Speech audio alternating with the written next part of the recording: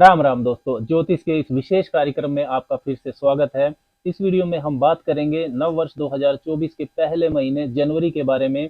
Mean वालों के लिए ये वीडियो विशेष है। मीन राशि के लिए मासिक राशिफल जनवरी 2024 की बात करेंगे। स्पाइसिस मंथली हॉरोस्कोप जनवरी 2024।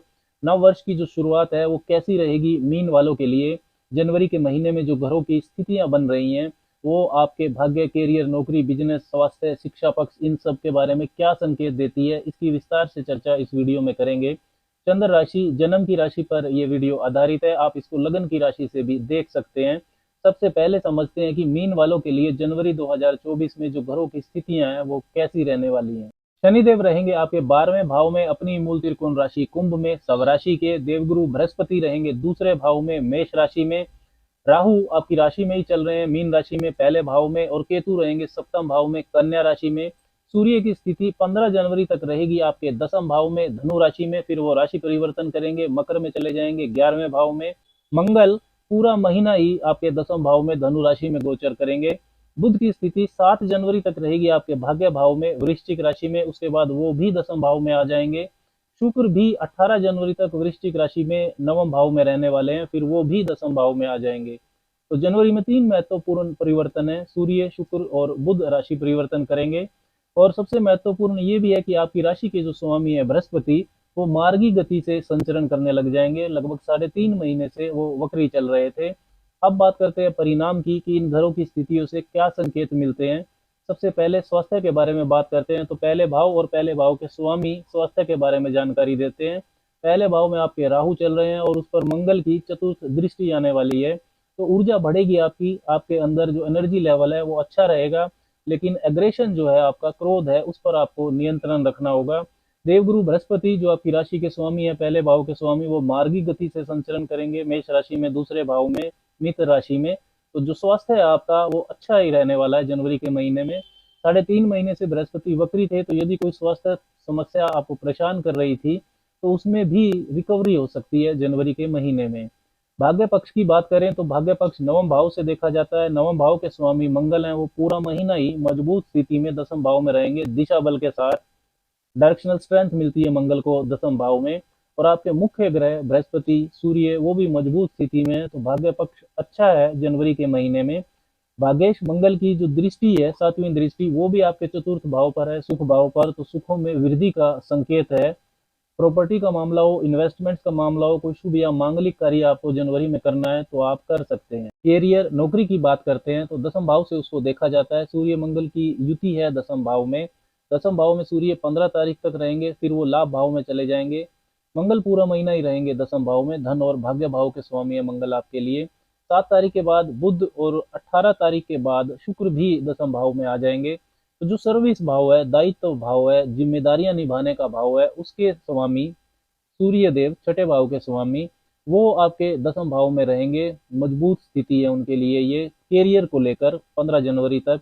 तो गवर्नमेंट कार्यों के लिए, गवर्नमेंट जॉब पाने के लिए विशेष शुभ समय है जनवरी का महीना मीन वालों के लिए।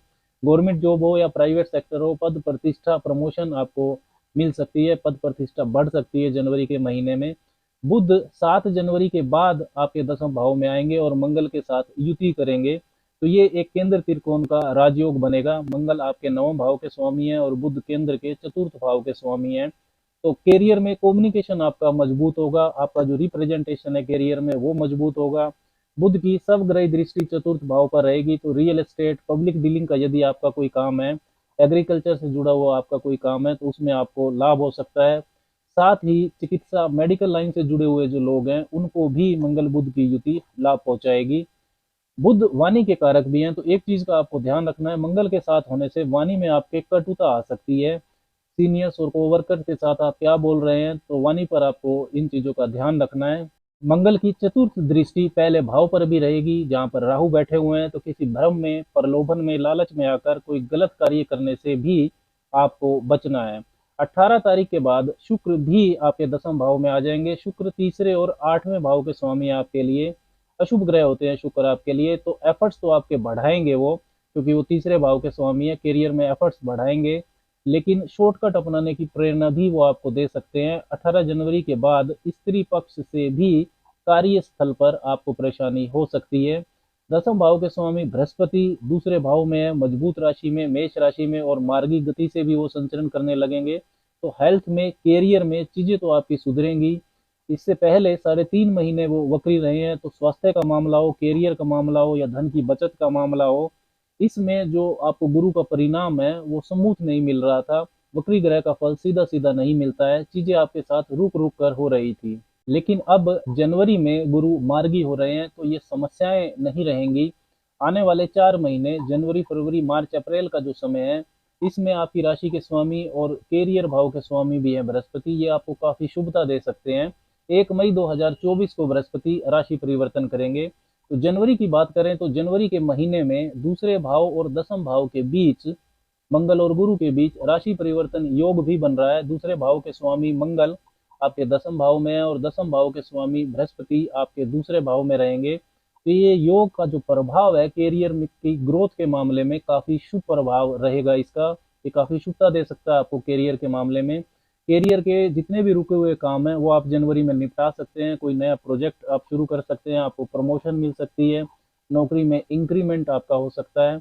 Banking sector, finance, consultation, philosophy, technical work, धर्म कर्म अध्यात्म से जुड़े हुए जो काम है, प्रशासनिक कार्य, HR, training, sports, army, police, politics, इन सब से जुड़े हुए जो मीन वाले हैं उनको विशेष लाभ जनवरी के महीने में ये योग दे सकता है। व्यापार की बात करें तो उसे 7वें भाव से देखा जाता है। 7वें भाव में आपके केतु गोचर कर रहे हैं, लेकिन 7वें भाव के स्वामी बुध जनवरी में पहले 7 दिन आपके भाग्य भाव में रहेंगे, उसके बाद वो आपके दसम भाव में आ जाएंगे। बुध व्यापार के कारक भी हैं, तो मजबूत स्थिति में रहेंगे। डेली इनकम आपकी जनवरी में बढ़ेगी।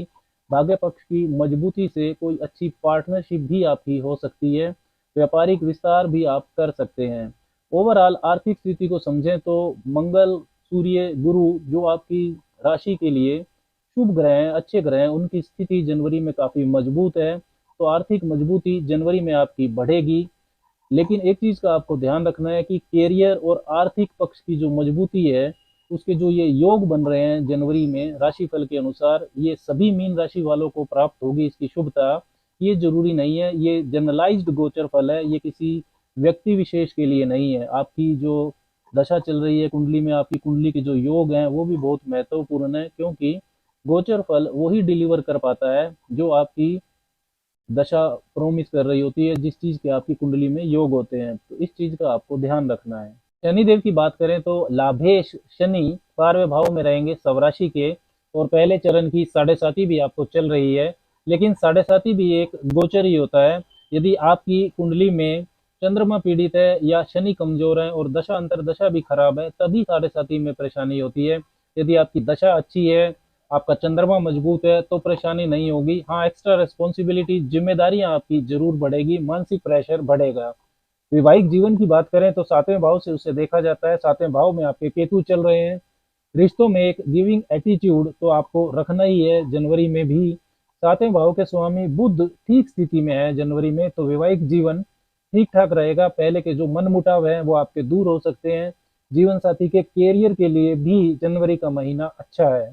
शिक्षा पक्ष की बात करें तो उसे 5म भाव से देखा जाता है। तो बृहस्पति आपकी राशि के स्वामी मार्गी होंगे जनवरी से, और शिक्षा पक्ष में इम्प्रूवमेंट तो उनकी वजह से आना ही है। आपके जो 9म भाव के स्वामी है, उच्च शिक्षा के स्वामी मंगल, उनकी भी दृष्टि है 5म भाव पर, और वो नीच दृष्टि है। 5म भाव में आपकी कर्क राशि है। तो ओवर कॉन्फिडेंस से आपको बचना है। लव रिलेशंस की बात करें तो उसे भी 5म भाव से देखा जाता है। तो धैर्य आपको रखना होगा, चीजें सिर्फ आपके हिसाब से ही हो ऐसी सोच ना रखें। अब बात करते हैं उपायों की कि मीन वालों को जनवरी में क्या विशेष उपाय करने चाहिए। मंगलवार और शनिवार को सुंदरकांड का पाठ करना आपके लिए बहुत शुभ फल देगा। हर रोज 10 मिनट बृहस्पति का मंत्र भी आपको जपना चाहिए, ओम ब्रीम बृहस्पति नमः। शुक्रवार को देवी मंदिर में देवी की पूजा करना और सफेद मिठाई का दान करना भी आपके लिए बेहद शुभ है। राम राम।